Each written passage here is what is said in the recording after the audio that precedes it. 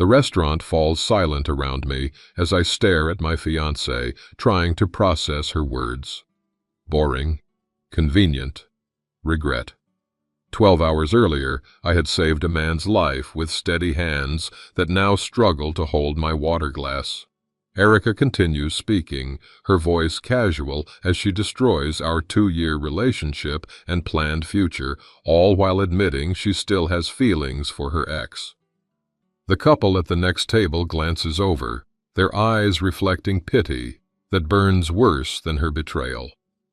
What Erica doesn't realize, as she reaches for my hand with that expectant look, is that paramedics make split-second decisions every day. Sometimes the most dignified response to pain isn't to scream, but to calmly walk away.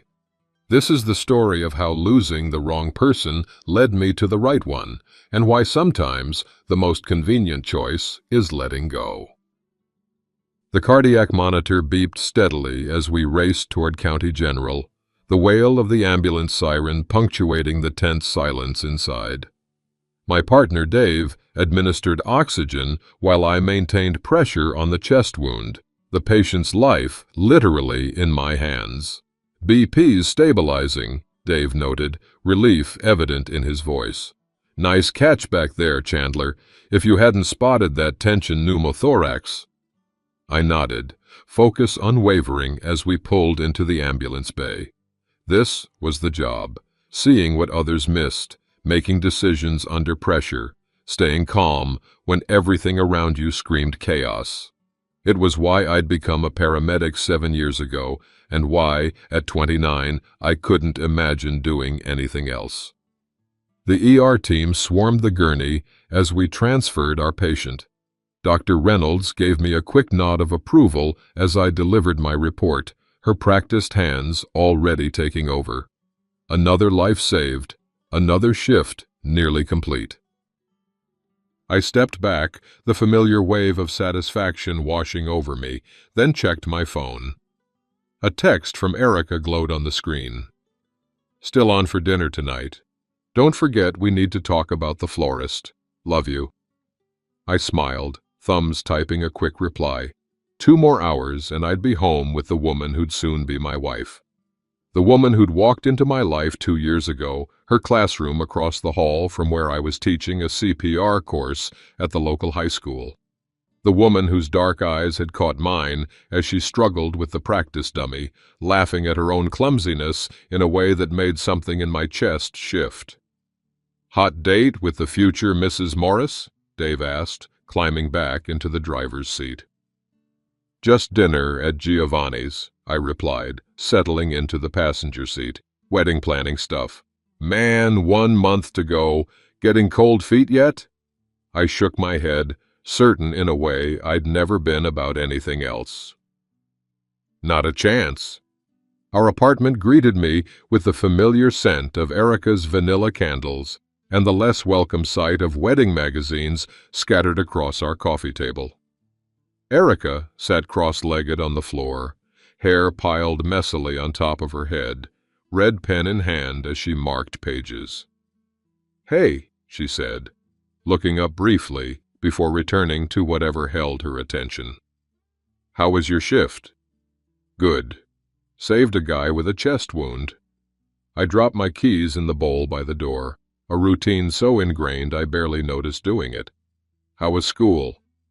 "Fine. The kids are excited about the field trip next week." Her tone was distracted, her focus entirely on the magazine in front of her. "Listen, I've been thinking about the centerpieces. The florist says peonies will be out of season, so we might need to consider alternatives." I sat beside her, gently taking the magazine from her hands. "Hey, look at me." She did, and I noticed the slight shadows under her eyes, the tension in her shoulders. Wedding planning had taken over our lives these past few months, transforming my usually enthusiastic fiancé into a stress-filled event coordinator. "I don't care about peonies," I said softly. "I care about you. How are you really doing?" Something flickered across her face, hesitation maybe, before she smiled. "I'm fine, just overwhelmed with all the details." She leaned forward, kissing me quickly. "Oh, I ran into Calvin today." The name registered immediately. Calvin, her ex-boyfriend of 3 years, the one she'd left shortly before we met. "Yeah? How is he?" "Good. He's back from Seattle. Got some fancy tech job downtown." Her voice changed subtly, an animation entering it that had been absent moments before. "He was always so ambitious." I nodded, ignoring the small twinge in my chest. "That's nice. Should we get ready for dinner?" "Reservations at 7. "Sure," she said, standing and stretching. "Let me just clean up this wedding mess." I watched her gather the magazines, noticing how she lingered over certain pages, her expression unreadable. The twinge returned, stronger this time. Just pre-wedding jitters, I told myself, nothing more. Giovanni's was our special place, the Italian restaurant where we'd had our first date and where I'd proposed on our 1-year anniversary. The host seated us at our table by the window, the familiar setting usually bringing a smile to Erica's face. Tonight, though, she seemed distant, her eyes scanning the room as if looking for something or someone else. "Wine?" I suggested, opening the menu I knew by heart. "Sure," she replied, then took a deep breath. "Chandler, there's something I need to tell you." The seriousness in her tone made me look up, menu forgotten. "What's wrong?" "Nothing's wrong exactly. She paused, fingers fidgeting with her napkin. "I've been doing a lot of thinking lately. About us. About the wedding."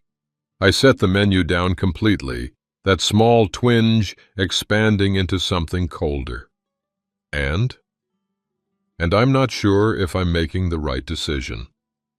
The words came out in a rush, her eyes finally meeting mine. "Don't get me wrong, you're amazing. You're kind and stable and reliable. You'd make a wonderful husband." "But," I prompted, my voice steadier than I felt, "but I'm not sure if that's enough. Seeing Calvin again made me realize—" She twisted her engagement ring, the diamond catching the candlelight. "I think I made a mistake leaving him. Our relationship was so passionate, so exciting. With you, it's just—" "Just what, Erica?" My heart was pounding now, each beat a warning. "It's comfortable, convenient." She shrugged as if discussing something as trivial as the weather. "Sometimes it feels boring, if I'm being honest. Like we skipped to the old married couple stage without ever having the excitement." The restaurant noise faded to a distant hum as her words registered. Boring, convenient. The life I'd built with her, the future I'd planned, reduced to something she was settling for. "I see." My voice sounded foreign to my own ears, too calm for the storm raging inside me. "I'm just being honest," she continued, reaching for my hand across the table. "I think honesty is important before we get married, don't you?" The couple at the next table glanced over, the woman's eyes widening slightly at what she was overhearing. The public nature of this humiliation burned almost as much as the betrayal itself. I looked at Erica's hand on mine, at the ring I'd spent 3 months' salary on, at the woman who had just casually destroyed everything we'd built together. In that moment, a strange clarity washed over me, the same clarity I felt in the ambulance when seconds counted and emotions couldn't get in the way of what needed to be done. "You're right," I said, gently withdrawing my hand. "Honesty is important." I signaled to our waiter. "Check, please." The drive home was excruciating, silence broken only by Erica's occasional attempts at conversation. "I didn't mean to hurt you," she said, as we stopped at a red light, her voice small in the confined space of my car. "I just thought you should know what I've been feeling." I kept my eyes on the road, hands steady on the steering wheel. And now I know. Chandler, please say something. Yell at me. Tell me I'm awful. Anything. The light turned green. I accelerated smoothly, just as I had done thousands of times before, just as I would continue to do, with or without Erica beside me. There's nothing to say, I replied, surprised by the calm in my voice. You've been honest about your feelings. I appreciate that. So that's it. You're not going to fight for us? Frustration edged into her tone. I glanced at her briefly. Fight for someone who thinks I'm boring and convenient, who regrets leaving her ex. What exactly would you have me fight for, Erica? She fell silent, looking out the passenger window as familiar streets passed by. I used the quiet to think, to process what had just happened. Signs I had missed now seemed obvious, her diminishing enthusiasm about wedding plans, her increasing mentions of Calvin, the subtle distance that had grown between us. I had attributed it all to wedding stress, to the natural ebbs and flows of a long-term relationship. I had been wrong. We arrived at our apartment building, the place we'd chosen together a year ago with such optimism. The elevator ride to the 5th floor was silent, the soft ding announcing our arrival, the only sound between us. I unlocked the door, muscle memory guiding my actions while my mind raced ahead. I'll sleep in the guest room tonight, I said, my first words since the car. Erica's eyes widened. Chandler, that's not necessary. We can talk about this. I didn't mean we should break up. What did you mean then? I asked, genuine curiosity breaking through my shock. I just wanted to be honest about my feelings. Maybe we could postpone the wedding, work through this together. She stepped closer, hands reaching for mine. I do love you. I stepped back, needing physical distance to maintain my emotional clarity. But you're not in love with me. There's a difference. She didn't deny it. Instead, she retreated to our bedroom, closing the door softly behind her. I stood in the living room, surrounded by the life we'd built together, and felt strangely hollow. Morning light filtered through the guest room blinds, waking me from a fitful sleep. The apartment was quiet. Erica would already be at school, teaching third graders about fractions and spelling, while I grappled with the fragments of our relationship. I made coffee mechanically, the routine a small comfort in the chaos. Sitting at our kitchen table, I found myself staring at Erica's laptop, left open from the night before. Her email was visible on the screen, and a name in the sender list caught my eye. Calvin Reyes. I shouldn't look. I knew this, felt it in the moral center that guided my professional life. Patient confidentiality, personal privacy, these were values I respected deeply. And yet, the email was dated 3 weeks ago, one of many in a thread that stretched back months. I scrolled through them, each message revealing a connection that had never truly severed. Nothing explicitly romantic, but the familiarity, the inside jokes, the reminiscing about their past together. It all painted a picture of an emotional relationship maintained while she planned a wedding with me. My phone buzzed with a text from Jake, a mutual friend who had introduced us. Hey man, you free for coffee? Need to talk to you about something. 20 minutes later, I sat across from Jake at the coffee shop near the hospital, his expression grim as he stirred his latte. I'm guessing this is about Erica, I said, cutting to the chase. He nodded, shoulders slumping. She told Shannon about your dinner last night. Shannon thought I should know. Know what exactly? Jake sighed, setting his spoon down. That she's been talking about Calvin for months, comparing your relationship to theirs, saying things weren't as exciting with you. The confirmation stung less than I expected, cushioned by the evidence I'd already seen. "Why didn't you tell me? I thought it was just pre-wedding jitters," he admitted, guilt evident in his expression. "Everyone gets cold feet, right? I didn't think she'd actually—" He trailed off, then met my eyes directly. "What are you going to do?" I took a sip of my coffee, the bitter liquid matching my thoughts. "End it. Cancel the wedding. Ask her to move out." "Just like that?" Jake looked surprised. "No trying to work it out?" "There's nothing to work out. She regrets choosing me over him, Jake. She thinks what we have is boring." I set my cup down with finality. I won't beg someone to love me for who I am. Jake was silent for a moment, studying me.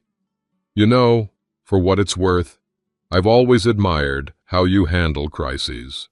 Most people would be falling apart right now." "Paramedic training," I said with a small shrug. "You learn to compartmentalize." But it wasn't just training. It was something deeper, a self-respect I hadn't fully recognized until this moment, a certainty that I deserved more than to be someone's convenient backup plan. "Thanks for telling me," I said, standing and checking my watch. "I've got a shift in an hour." "You're going to work? Today?" Jake looked incredulous. I nodded.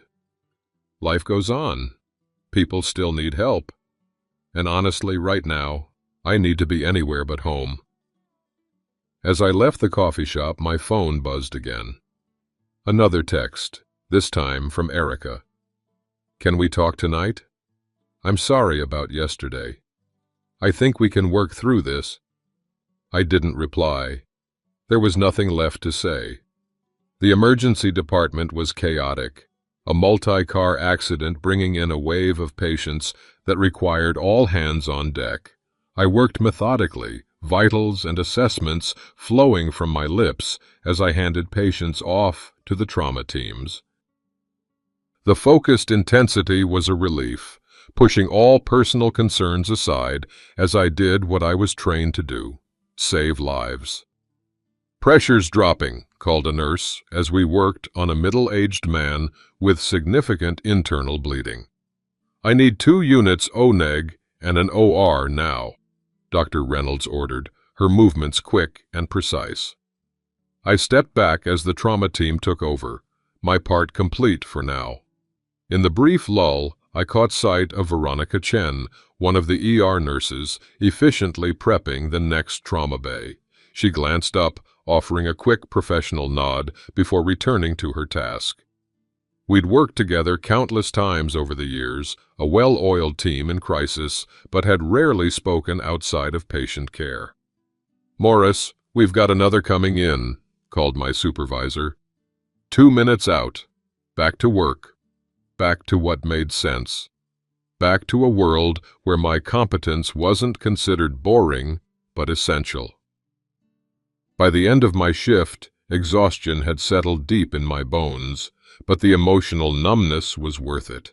I checked my phone to find 5 missed calls from Erica and several texts, each more concerned than the last. The final one made my stomach clench. "I'm going to see Calvin tonight. I need to know if there's still something there. Please understand. I need clarity before I can make any decisions about us." The clarity I needed had already arrived, crystalline and cold. I drove home with purpose, knowing exactly what I had to do. Erica was waiting when I arrived home, sitting on our couch with red-rimmed eyes and tousled hair. She stood immediately, words tumbling out before I could even close the door. "Chandler, I'm so sorry about last night. I shouldn't have said those things. I was confused, and seeing Calvin again brought up old feelings, but it doesn't mean—" "Stop," I said quietly, setting my keys in their usual bowl. "I saw your emails. I talked to Jake." "I know this wasn't a sudden realization, Erica. You've been feeling this way for months," she faltered, guilt flashing across her face before defiance replaced it. "You went through my emails. That's an invasion of privacy. Your laptop was open, and frankly, after what you said last night, privacy seems like a minor concern. I moved to the living room, maintaining a careful distance. Did you see Calvin tonight? She nodded, eyes dropping to the floor. Yes? And?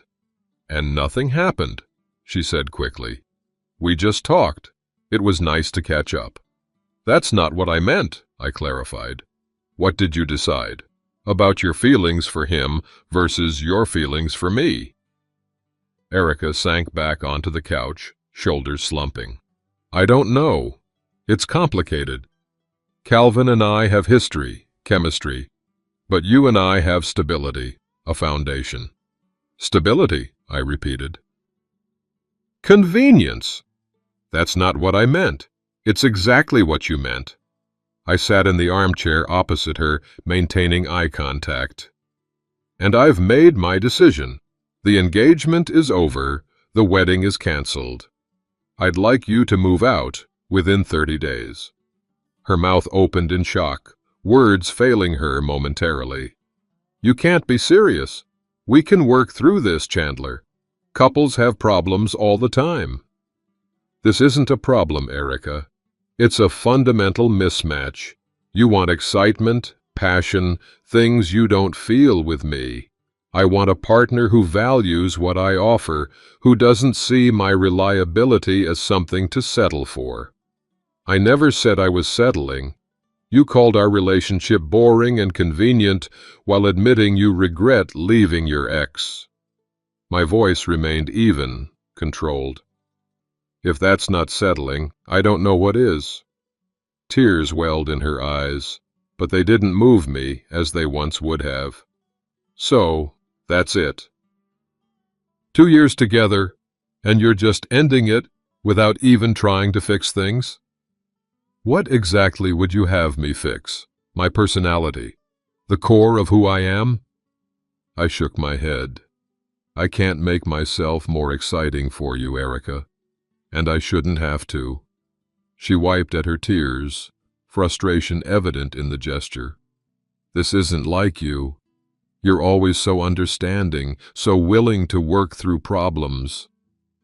Maybe that's part of being boring, I said, standing and retrieving the wedding planning binder from the coffee table. I'll start canceling arrangements tomorrow. You should tell your family. Her tears flowed freely now, shoulders shaking. Chandler, please. I love you. But not enough. Not in the right way. I placed the binder in her lap gently. I deserve better than that. We both do. I turned and walked to the guest room, closing the door softly behind me. Through the wall, I could hear her muffled sobs, but the sound didn't change my resolve. For the first time since her restaurant confession, I felt something breaking through the numbness, not pain, not anger, but a quiet certainty that I was making the right choice.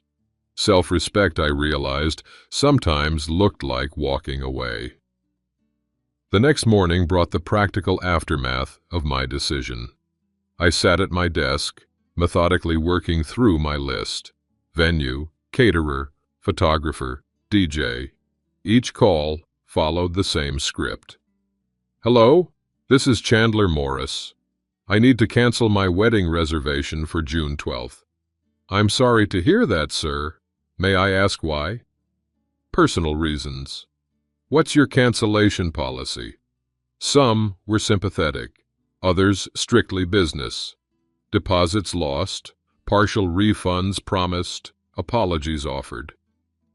I recorded each outcome in a spreadsheet, the financial cost of our broken engagement mounting with each call. Money was the least of my concerns. My parents were next, the call I'd been dreading most. Chandler, is everything okay?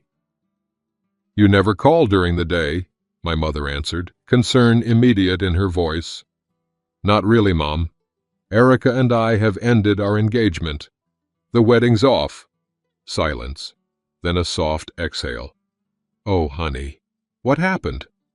I gave her the condensed version, omitting the most painful details. When I finished, her response surprised me. "I'm proud of you," she said quietly. "Proud that my engagement failed?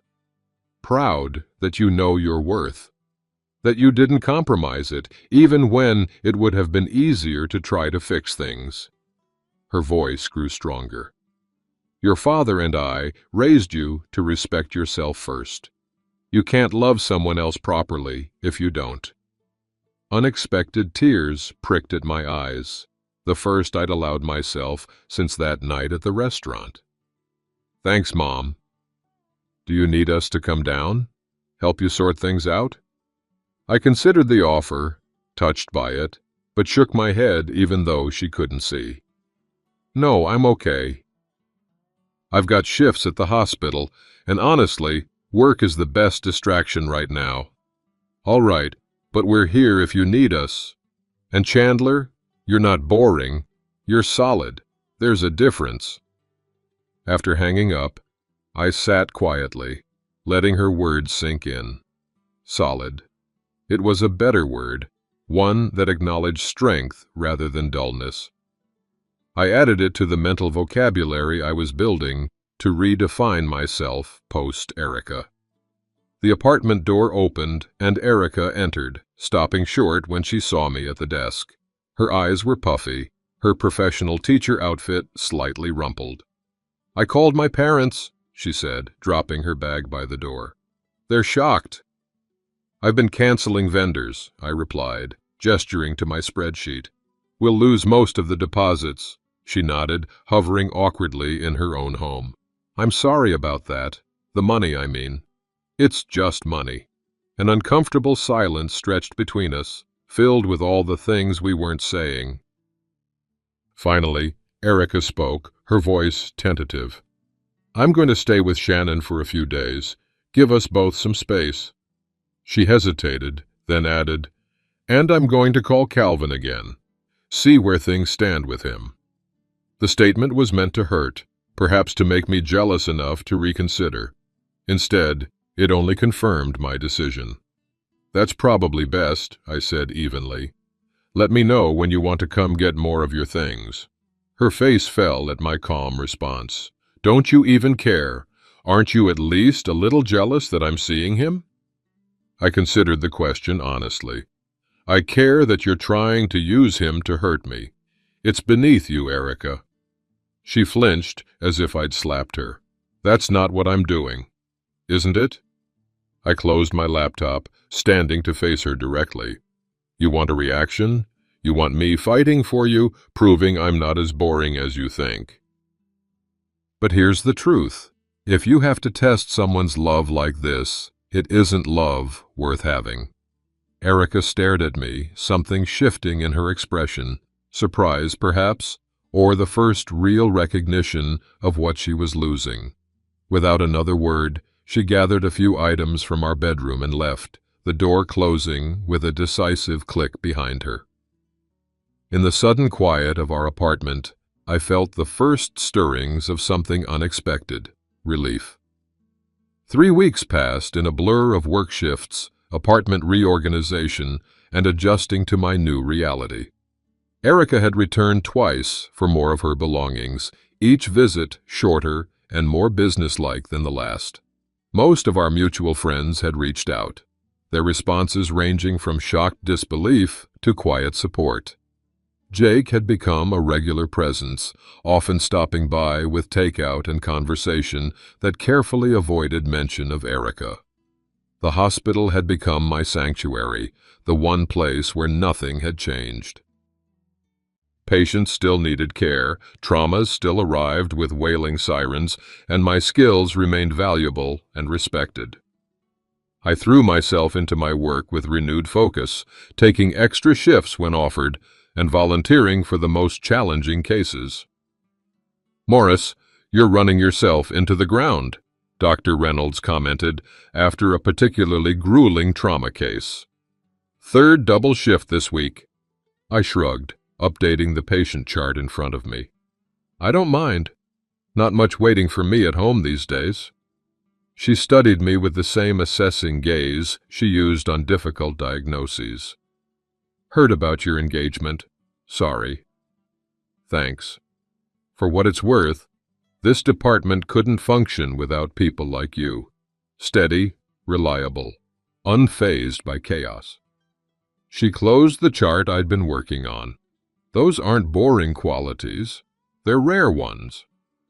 Before I could respond, the trauma alert sounded, announcing an incoming critical patient.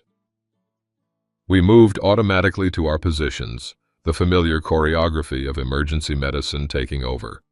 GSW to the chest, BP 90, 60 and dropping, called the paramedic as they wheeled in a young man, his shirt soaked with blood. Dr. Reynolds took command, barking orders as we transferred the patient to our trauma bay. I need a chest tube tray. Morris, assist. Chen, get 2 large-bore IVs and type and cross for 4 units.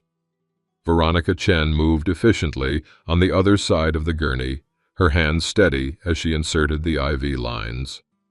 We worked in synchronized silence, anticipating each other's needs in the way that comes only from countless shared emergencies. BP's stabilizing, she reported, glancing up from the monitor. Our eyes met briefly across the patient, professional recognition passing between us before we both refocused on the task at hand. Hours later, as I was finishing my shift, Veronica approached me in the break room. She was still in her scrubs, dark hair pulled back in a practical ponytail, fatigue evident in the slight shadows under her eyes. "Nice work with that chest tube," she said, pouring herself a cup of coffee. "Reynolds says the patient's stable in ICU." "Good to hear." I gathered my belongings, preparing to head home. "You placed those IVs fast. Made a difference." She nodded, taking a sip of her coffee before speaking again. "Some of us are going for breakfast after shift. Dennis on 5th. You're welcome to join." The invitation surprised me. Veronica and I had worked together for years, but had rarely interacted outside the hospital. I'd always been rushing home to Erica, to our shared life. "Sure," I heard myself say. "Thanks."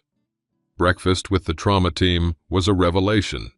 Gallows humor, medical shorthand, and the unique camaraderie that comes from regularly facing life and death together. Veronica sat across from me, contributing to the conversation with dry observations that often cut straight to the heart of matters. I found myself laughing for the first time in weeks. "So, Morris," said Eric, one of the ER techs, between bites of pancake, "heard you're back on the market. Any prospects?" The table fell awkwardly silent, several colleagues shooting Eric warning glances. "Sorry, man," he backpedaled. "Too soon?" "It's fine," I assured him, surprisingly unbothered by the question. "And no prospects. Not really looking, to be honest." "Smart," Veronica commented, attention on her omelet. "Rebounds rarely end well." The conversation shifted to hospital gossip, but I found myself watching Veronica with new interest. She was different from Erica in every way. Practical, where Erica was spontaneous. Direct, where Erica was diplomatic. Intense, where Erica was easygoing. Yet there was something compelling about her focus, her competence, her quiet confidence. As we were leaving, she fell into step beside me in the parking lot. "Thanks for the invitation," I said. "I needed that more than I realized." She glanced at me, eyes assessing in that clinical way of hers. Breakups are hard, even when they're the right choice. "You've been through one recently?" 2 years ago, 8-year relationship, engagement, the works. She shrugged, keys jingling in her hand. He decided I was too intense, too focused on my career, wanted someone more fun. The parallel to my situation wasn't lost on me. His loss. A small smile tugged at her lips. That's what I eventually realized. She paused at her car, turning to face me fully. It gets better, Morris. And for what it's worth, I've always thought your calm under pressure was impressive, not boring. Before I could respond, she was in her car, pulling away with a brief wave. I stood in the parking lot, watching her go, a strange warmth spreading through my chest that had nothing to do with the morning sun. Later that day, my phone buzzed with a text from Jake. Heads up. Erica tried to reconnect with Calvin. He shut her down. Shannon says she's pretty broken up about it. I stared at the message, waiting for the satisfaction or vindication I expected to feel. Instead, I felt a surprising pang of sympathy.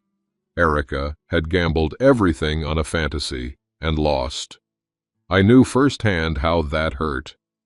Thanks for letting me know, I texted back. Hope she's okay. And I meant it. Despite everything, I didn't want Erica to suffer. I just didn't want to be the one she settled for when her first choice rejected her. When I arrived home, I found a small box outside my apartment door.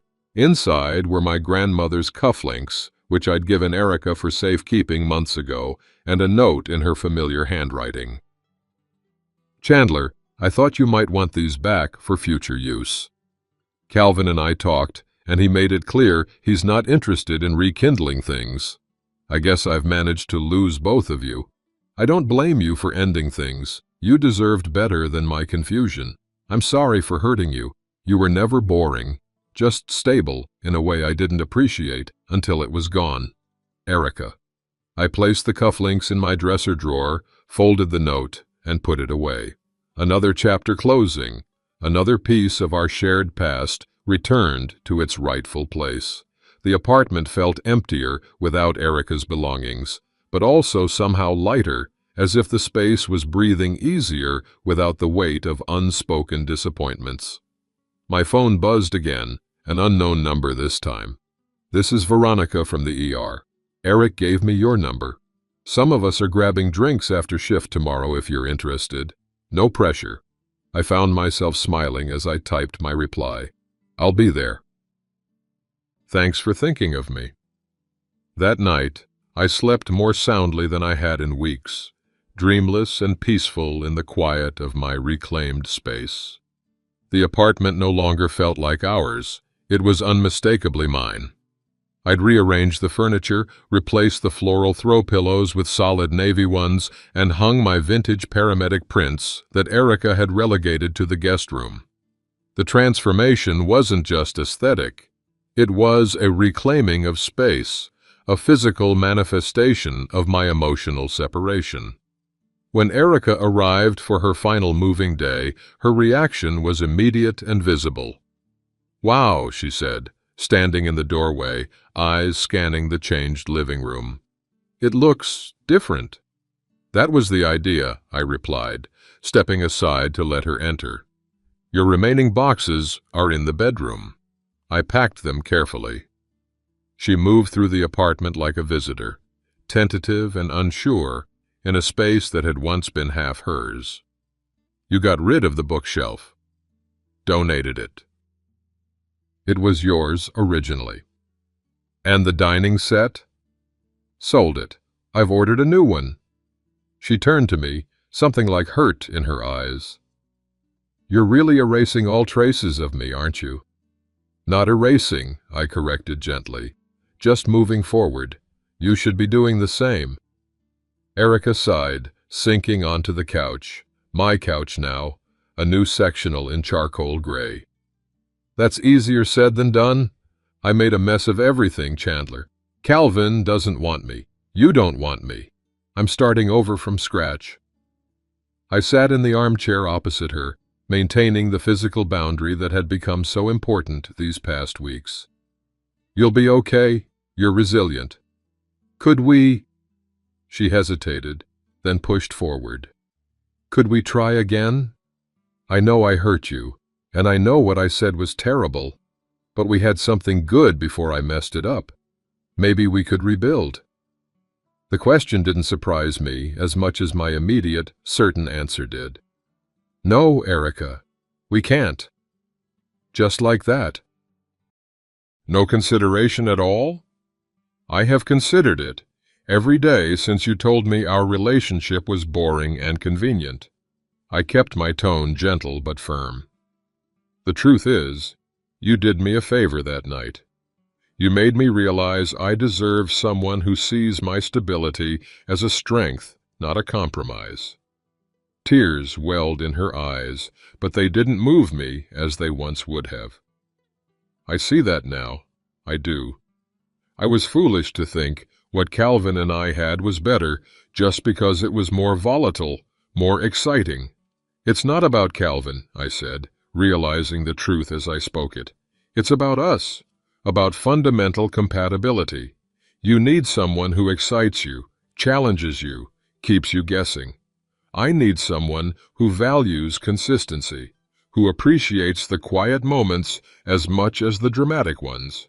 She wiped at her tears, a flash of the old Erica, proud, composed, returning to her expression. When did you get so insightful? When I started spending more time with myself instead of trying to be what someone else wanted. The answer seemed to hit her hard, fresh tears threatening. She stood abruptly, moving toward the bedroom. I should get my things. I helped her carry boxes to her car, the final physical separation of our lives happening in the mundane transfer of clothing and books and accumulated possessions. When the last box was loaded, we stood awkwardly by her car. Two people who had once planned a lifetime together, now almost strangers. I am sorry, she said finally. For what it's worth, I did love you, just not in the right way. I know, I replied, and meant it. I hope you find what you're looking for, Erica. She nodded, eyes downcast. You too. Though I think you already have a better idea of what that is than I do. As her car pulled away, I felt the final weight lift from my shoulders.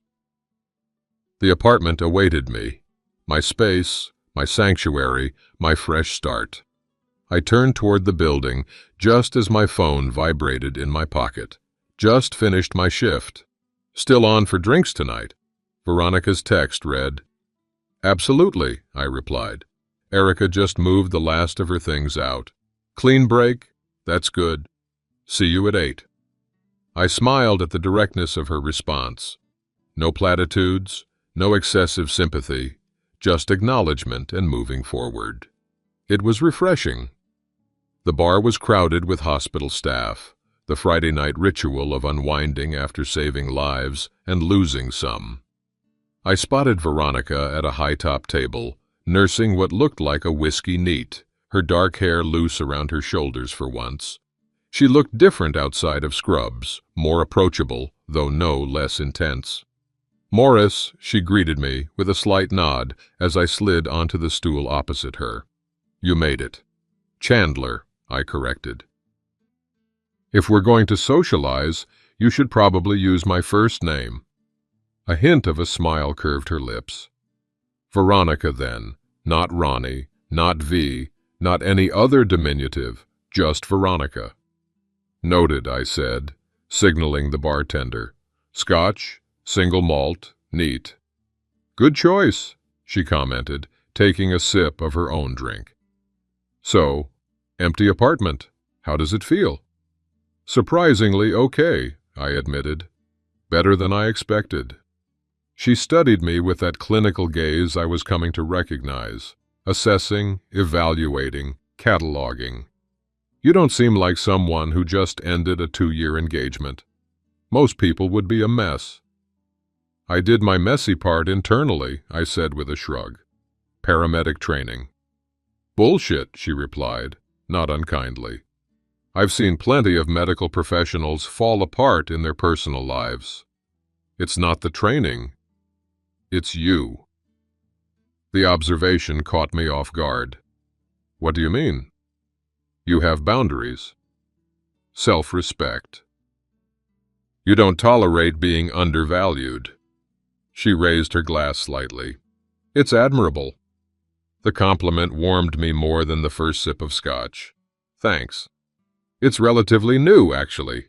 Before Erica's restaurant confession, I might have tried to fix things, to make myself more exciting for her. And now? Now I know that would have been a mistake, for both of us. Veronica nodded, satisfaction in her expression.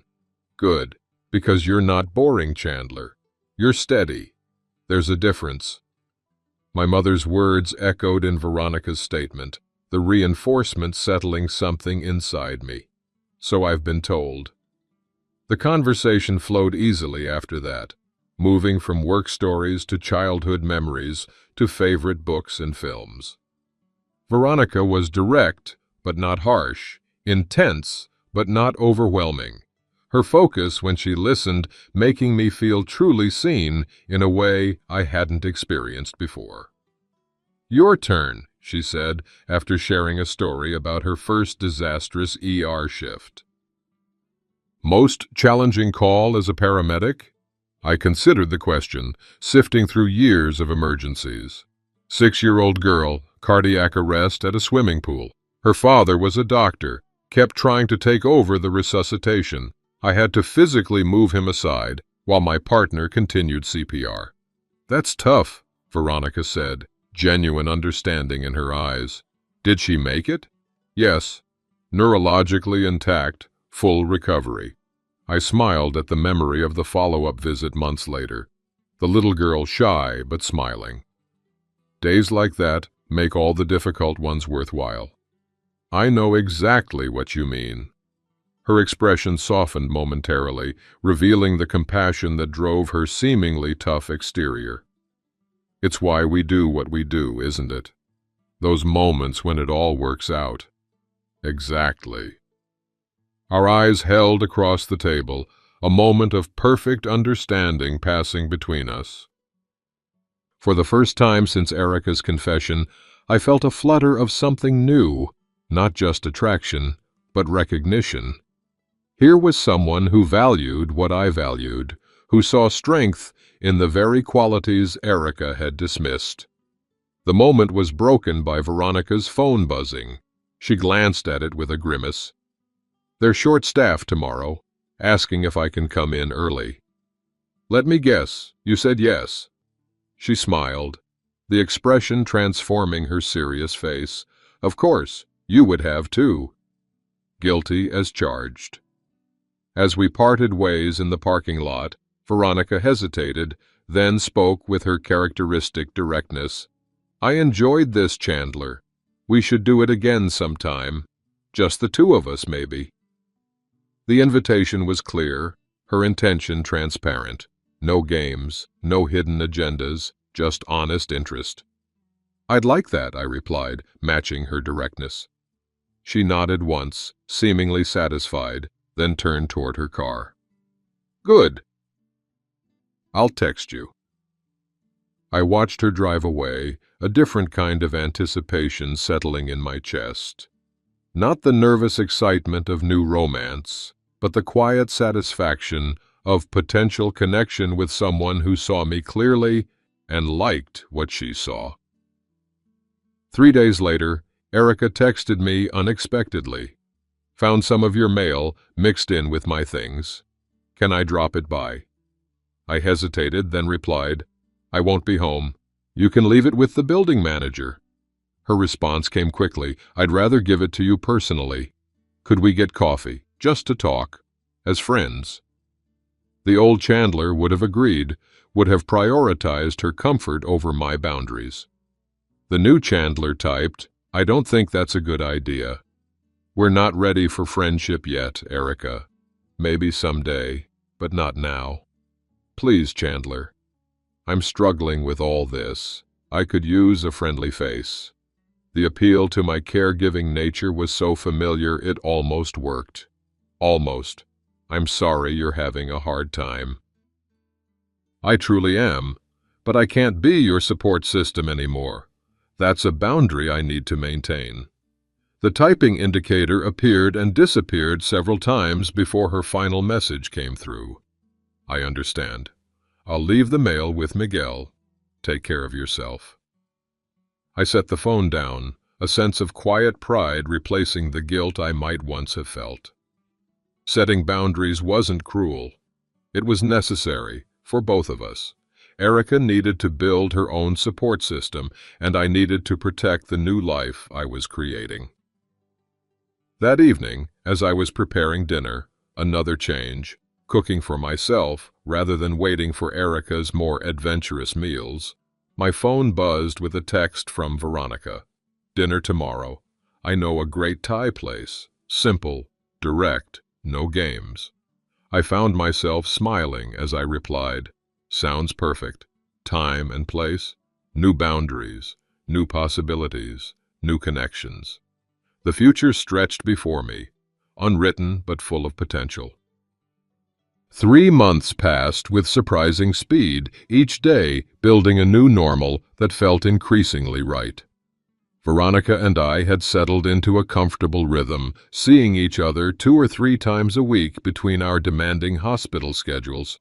We kept things light and uncomplicated, both of us wary of rushing into anything serious after our respective relationship disappointments. "Morris," Dave's voice interrupted my charting at the nurse's station. "Big plans for the birthday weekend, the big 3-0 sneaking up on you." I grinned at my longtime partner. "Nothing major. Dinner with Veronica tomorrow night." "Just dinner. Come on, man. It's your 30th. Let us take you out tonight. O'Malley's, the usual crew. Veronica's invited too, of course." The idea had merit. After months of careful rebuilding, maybe it was time to celebrate a little. "All right. You've convinced me. But nothing too crazy. Would I ever steer you wrong?" Dave's innocent expression fooled no one. That evening, O'Malley's was packed with familiar faces. Colleagues from the ER, paramedics from my station, and a few friends from outside work. Jake was there, thankfully without Shannon, whose friendship with Erica would have made things awkward. Veronica arrived a bit late, coming straight from her shift, her presence at my side feeling natural and right. "Happy birthday, old man," she said, pressing a brief kiss to my cheek, the most public affection she'd shown yet. "Sorry I'm late. Multi-car pileup kept us busy." "Thanks for coming anyway." I handed her a beer, our fingers brushing. "You must be exhausted." "Nothing a drink and good company won't fix." Her smile, rare and genuine, warmed me more than the crowded bar. The night progressed pleasantly, conversations flowing, laughter abundant. I found myself relaxing fully for the first time in months, surrounded by people who valued me for exactly who I was. Dave was leading the group in an embarrassing rendition of Happy Birthday when I noticed a sudden shift in the atmosphere, Veronica's posture stiffening beside me. I followed her gaze to the bar entrance, where Erica stood, looking uncertain and out of place. Our eyes met across the crowded room, her expression a mix of determination and apprehension. After a moment's hesitation, she began making her way toward our table. "Is that?" Veronica asked quietly. "Yes," I confirmed, instinctively placing my hand over hers on the table. "I didn't invite her. I didn't think she even knew about tonight." Jake approached quickly, apology written across his face. "Chandler, I'm sorry. Shannon must have mentioned it to her. I had no idea she'd show up." "It's fine," I assured him, surprised to find I meant it. "It's a public place." Erica reached our table, her smile strained. "Happy birthday, Chandler." "I hope it's okay that I stopped by." An awkward silence fell over our group, everyone watching the unexpected reunion with varying degrees of discomfort and curiosity. I felt Veronica's hand squeeze mine gently. Support, not possession. "Thanks," I replied, keeping my tone neutral. "Didn't expect to see you here." "I know. I should have called first." Erica's eyes darted to Veronica, then back to me. I wanted to wish you happy birthday in person, and to give you this."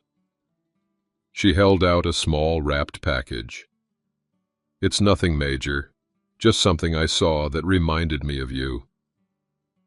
The old familiar guilt tugged at me, the urge to make her comfortable, to ease the awkwardness of the situation. But beneath it was something new. Clarity. Accepting her gift, allowing this interruption of my celebration, would be a step backward into blurred boundaries.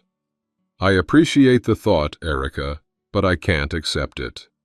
I kept my voice gentle but firm. "We're not at that place yet." Her face fell, embarrassment flushing her cheeks.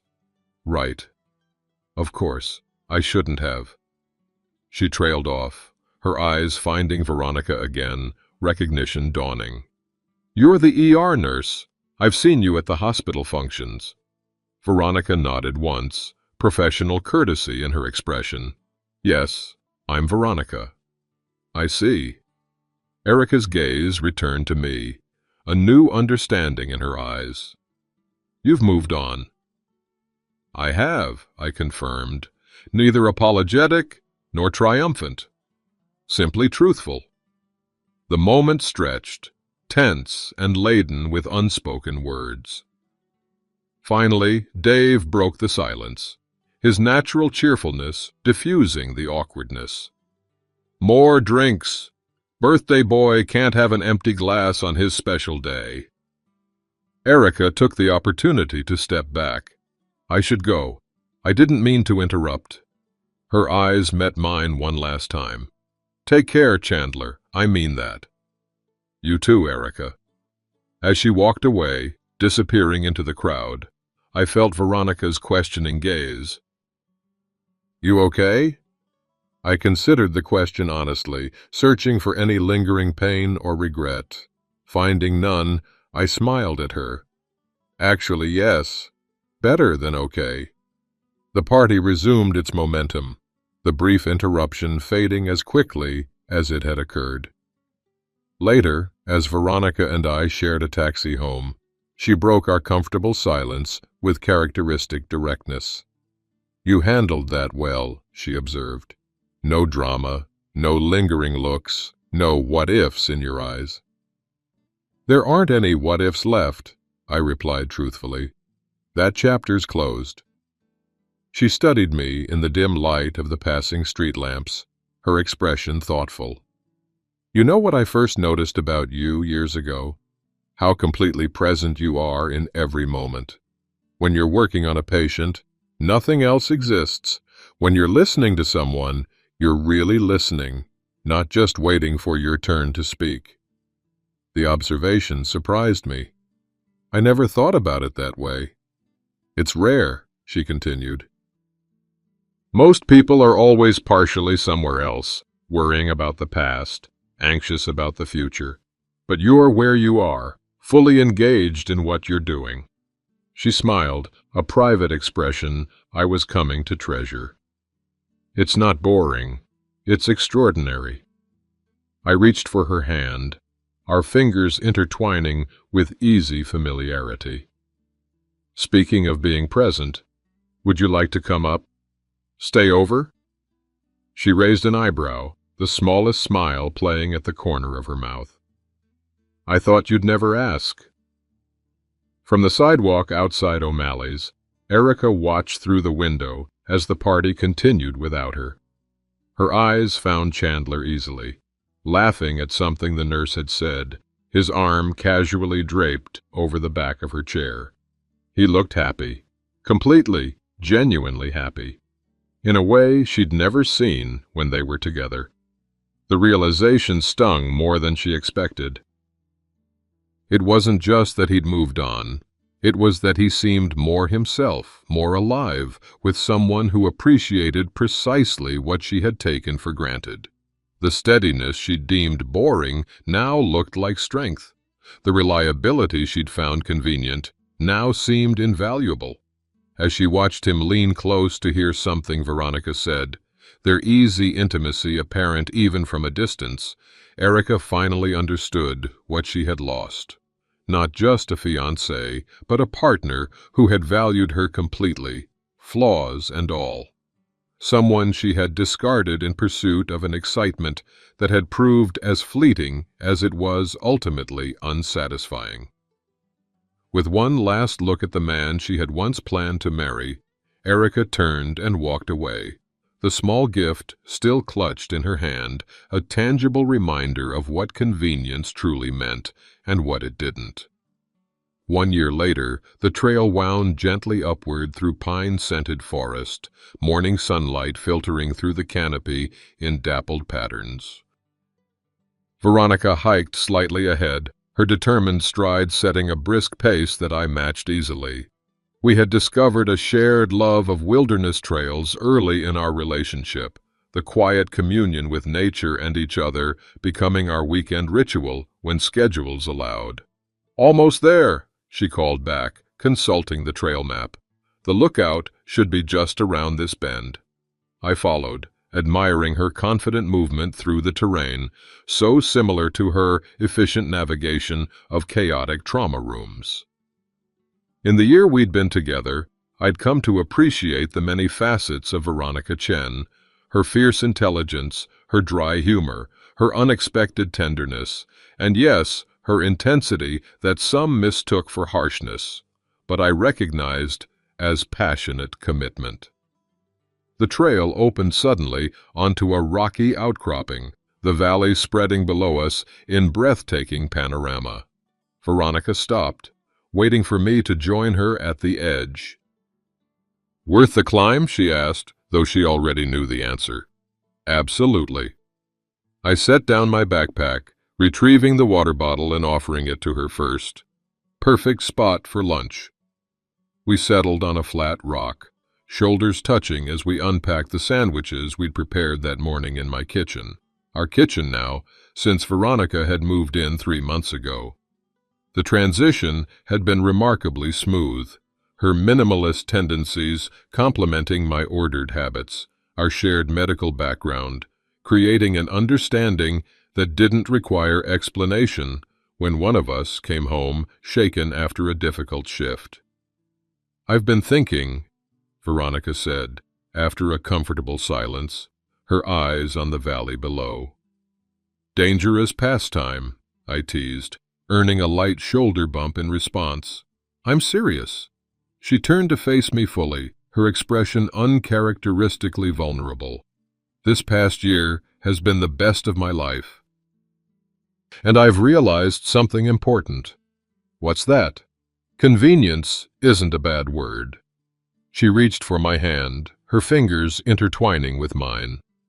"Being with you is convenient, in all the right ways. It's easy to be myself with you. It's comfortable to share space, to plan a future, to imagine growing old together." The words resonated deeply, healing the last lingering wound from Erica's dismissal. "I've thought the same thing," I admitted. "There's a world of difference between being someone's convenient option and finding genuine compatibility that makes life easier instead of harder." Veronica smiled, the expression transforming her often serious face. "Exactly. My ex called me difficult, complicated. You call me straightforward, direct. Same qualities, different perspective." "It's all about the right fit," I agreed. "The right person sees your core traits as strengths, not flaws to be tolerated." She nodded, then reached into her pocket. "Which brings me to this." She pulled out a small box, opening it to reveal a simple silver band. "I'm not one for traditional gender roles or elaborate gestures, but I am one for clear communication. So, Chandler Morris, would you marry me?" The directness of the proposal, so perfectly Veronica, filled me with a joy I couldn't contain. I laughed, reaching into my own backpack to produce a small velvet box of my own. "Great minds think alike." Her eyes widened, then crinkled with amusement. "You were going to propose today, too?" "At lunch, yes. You beat me to it." I opened my box, revealing the emerald ring I'd chosen, knowing her preference for green over traditional diamonds. "So, Veronica Chen, would you marry me too?" She laughed, the sound echoing across the valley. I asked first, "Is that a yes?" "Of course it's a yes." She took the ring from my box, sliding it onto her finger, then offered me the band she'd chosen. "Your turn." I let her place the ring on my finger, the metal cool against my skin. "Yes, by the way, in case that wasn't clear." It was clear. She leaned forward, her kiss confident and familiar, and still somehow thrilling. When she pulled back, her smile held the rare softness only I got to see. "Think of all the money we'll save on wedding planners. I already know exactly what I want." "Let me guess. Small ceremony, close friends and family only. No fuss, no drama." "See? Convenient." She gestured between us. "You understand me without lengthy explanations. I understand your need for order without finding it restrictive. We both value our work without letting it consume us. Our quiet nights at home aren't boring. They're peaceful." I pulled her closer, her head fitting perfectly against my shoulder as we looked out over the valley. I used to think excitement was the hallmark of a good relationship. Now, I know better. It's peace. It's coming home to someone who makes the hard days easier and the good days better. Exactly. She tilted her face up to mine. "Though I wouldn't call what we have boring, particularly not in the bedroom." I laughed, warmth spreading through me. "Definitely not boring, just right." We sat in comfortable silence, the matching rings catching sunlight as our entwined hands rested on my knee. In the distance, a hawk circled lazily on thermal currents, effortlessly riding the air in wide, graceful arcs. "Erica texted me last week," I said eventually. "She heard through the hospital grapevine that we're together, wished us well." Veronica nodded, unsurprised and unperturbed. "That's good, for her sake as much as yours. She's dating someone new. A high school teacher, like her, says it's going well." "I hope it is," Veronica said, and I knew she meant it. Neither of us wished Erica ill. We simply recognized that some people need to learn certain lessons the hard way. Some conveniences you don't appreciate until you've tried living without them. True. I pressed a kiss to her temple, though I prefer to think of us as essential to each other, not just convenient. She smiled, the expression visible in the corner of my eye. "Semantics, Morris." "Important ones, Chen." The playful use of our last names, a habit from our professional lives that had carried into our personal one, made us both smile. As we packed up our lunch and began the hike back down, I found myself reflecting on the journey that had brought me here, to this trail, to this woman, to this moment of perfect certainty. Erica's restaurant confession had felt like an ending. In reality, it had been the beginning of self-respect, of boundaries, of understanding what I truly deserved. The boring qualities she had dismissed were precisely what Veronica valued most. The convenient relationship she had settled for had made way for one that was effortlessly right. Sometimes I realized the most convenient choice is the right one after all. There's a peculiar wisdom in understanding the difference between convenience and compatibility. When Erica called our relationship boring and convenient, she meant I was the safer option, the reliable choice, the settled-for alternative. What she failed to recognize was that true compatibility often feels effortless, not because it lacks depth, but because the fit is so fundamentally right. With Veronica, I discovered that convenience can be beautiful when it means finding someone who makes the complicated parts of life simpler, who values your core traits rather than tolerating them, who sees strength in steadiness and depth in calm. The qualities dismissed by the wrong person become treasured by the right one. This isn't just a story about relationships. It's about recognizing your own worth, about setting boundaries that protect rather than isolate, about understanding that sometimes walking away is the most self-respecting choice you can make. It's about trusting that what feels like an ending might actually be the beginning of something far better than you imagined. If you've ever had your worth dismissed by someone who should have valued you, remember that their assessment reflects their limitations, not yours. The very qualities they find lacking may be precisely what someone else has been searching for all along. Your boring might be someone else's peaceful. Your convenient might be someone else's essential. The most profound love isn't about drama or challenge. It's about recognition. Finding someone who sees you clearly and chooses you deliberately, not despite who you are, but because of it. Someone who makes the everyday moments easier, the difficult days more bearable, and the journey forward a shared adventure rather than a solo expedition. Sometimes the most convenient mistake is the one that leads you exactly where you needed to be all along.